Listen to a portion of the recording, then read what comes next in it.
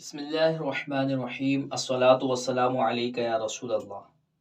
آج انشاءاللہ الرحمن نحوی قواعد کے اندر ہم واو کی اقسام میں سے حرف عطف کے بارے میں پڑھنے کی سعادت حاصل کریں گے۔ واو حرف عطف مطلقاً جمع پر دلالت کرتی ہے، جیسے جاء زید و خالد۔ یہاں پر واو آئی، یہ واو حرف عطف ہے۔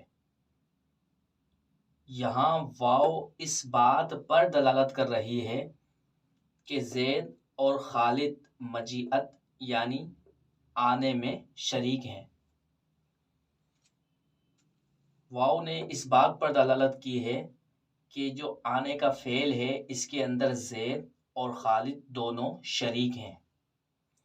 واو ترتیب پر دلالت نہیں کرتی، یعنی واو نے اس بات پر دلالت نہیں کی کہ پہلے زید آیا ہے پھر خالد آیا ہے۔ واو ترتیب پر دلالت نہیں کرتی۔ اس سے پہلے ہم نے فا کے متعلق پڑھا تھا کہ فا ترتیب پر دلالت کرتی ہے۔ اگر یہاں پر یوں ہوتا جاء زید فخالد، تو ہم کہتے کہ پہلے زید آیا ہے پھر خالد آیا ہے، کیونکہ یہاں پر فا آئی ہے اور فا جو ہوتی ہے وہ ترتیب مع تعقیب پر دلالت کرتی ہے۔ لیکن یہاں پر واو یہ مطلق جمع پر دلالت کرتی ہے، یعنی اس بات پر دلالت کرتی ہے کہ واو سے پہلے والا کلمہ اور واو کے بعد والا کلمہ یہ دونوں کسی چیز میں شریک ہیں۔ ہاں، یہ جملہ تین چیزوں کا احتمال ضرور رکھتا ہے۔ نمبر 1، زید اور خالد ساتھ ساتھ آئے ہوں، یعنی یہ جملہ اس بات کا احتمال رکھتا ہے کہ آنے کا فعل زید اور خالد دونوں کی طرف سے ایک ساتھ پایا گیا ہو۔ یہ جملہ جس دوسری چیز کا احتمال رکھتا ہے وہ ہے ترتیب، یعنی پہلے زید آیا ہو پھر خالد آیا ہو، جس طرح لکھا ہوا ہے اسی طریقے سے آنے کے اندر بھی ترتیب ہو۔ یہ جملہ عکس ترتیب کا بھی احتمال رکھتا ہے، یعنی پہلے خالد آیا ہو پھر زید آیا ہو۔ مگر جب تک دلیل نہ پائی جائے اس وقت تک ہم ان تینوں معانی میں سے کوئی معنی بھی مراد نہیں لے سکتے۔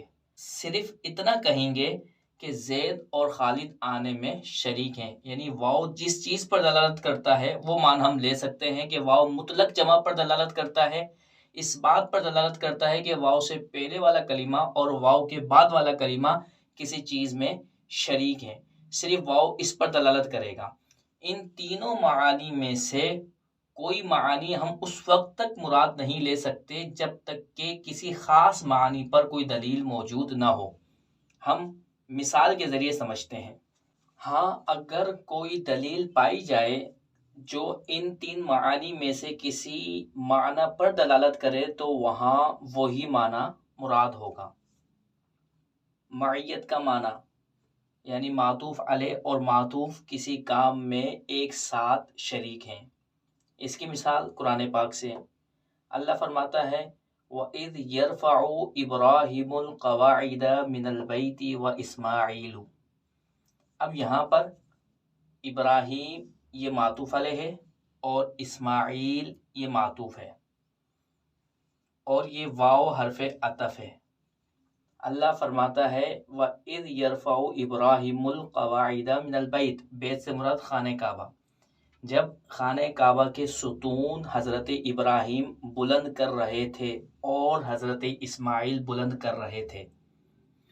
اب یرفعو ایک فعل ہے، یعنی خانہ کعبہ کی تعمیر حضرت ابراہیم کر رہے تھے، اور ہمیں یہ معلوم ہے کہ ایسا نہیں ہوا کہ حضرت ابراہیم نے تعمیر پہلے کی ہو پھر اس کے بعد حضرت اسماعیل علیہ السلام نے تعمیر کی ہو، بلکہ قرآن و حدیث کے دیگر دلائل سے ہمیں یہ بات معلوم ہوتی ہے کہ حضرت ابراہیم اور حضرت اسماعیل علیہ السلام دونوں ایک ساتھ خانہ کعبہ کی تعمیر کر رہے تھے۔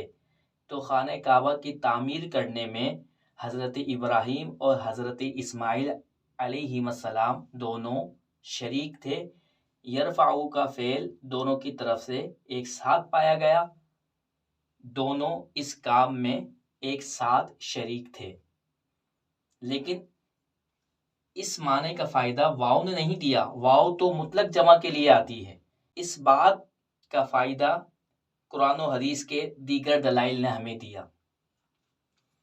نمبر 2، ترتیب۔ جیسے اللہ تبارک و تعالیٰ نے ارشاد فرمایا وَأَوْحَيْنَا إِلَىٰ إِبْرَاهِيمَ وَإِسْمَاعِيلَ وَإِسْحَاقَ وَيَعْقُوبَ وَالْأَسْبَاطِ، کہ ہم نے وحی فرمائی حضرت ابراہیم کی طرف اور حضرت اسماعیل اور حضرت اسحاق اور حضرت یعقوب اور ان کی اولاد کی طرف۔ اب یہاں پر ابراہیم یہ معطوف علیہ ہے، پھر یہ واو حرف عطف، اسماعیل ابراہیم کے لیے معطوف اور ما بعد کے لیے معطوف علیہ، اسی طرح اسحاق اور اسی طرح یعقوب۔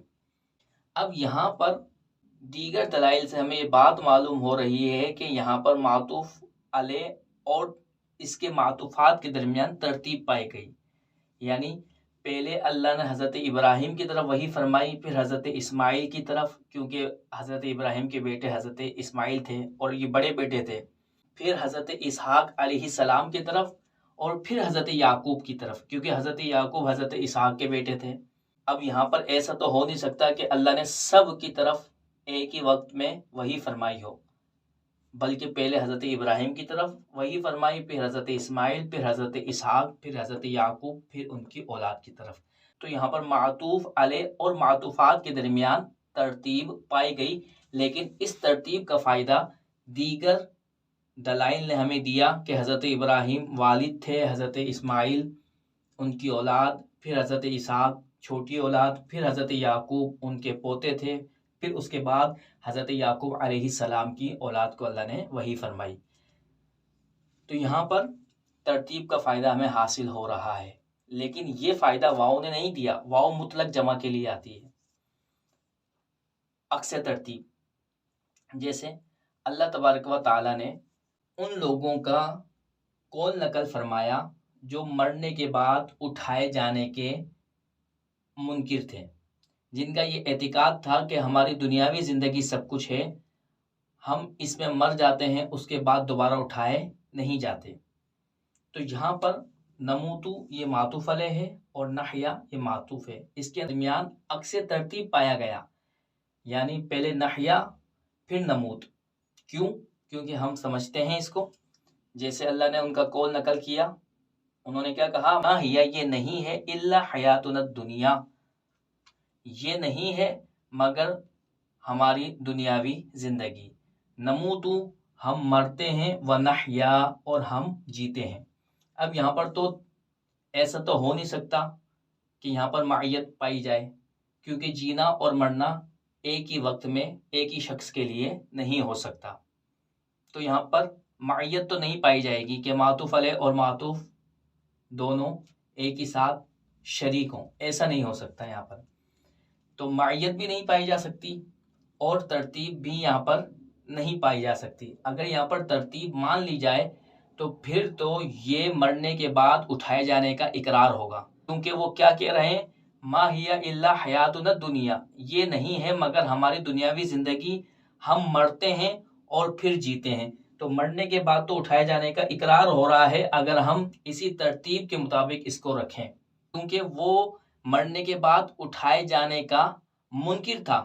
اس دلیل کی بنا پر ہم نے یہاں پر عکس ترتیب مانا، لہذا اس کا کہنے کا مقصد یہ ہے کہ یہ نہیں ہے مگر ہماری دنیاوی زندگی، ہم اس کے اندر جیتے ہیں، زندہ رہتے ہیں، وہ نموتو اور ہم مر جاتے ہیں، یعنی مرنے کے بعد ہمیں اٹھایا نہیں جائے گا۔ تو یہاں پر پہلی صورت میں معطوف علیہ اور معطوف دونوں ایک ہی ساتھ کسی کام میں شریک ہیں۔ دوسری آیت مبارکہ میں ترتیب پائی گئی اور تیسری آیت مبارکہ میں عکس ترتیب پائی گئی۔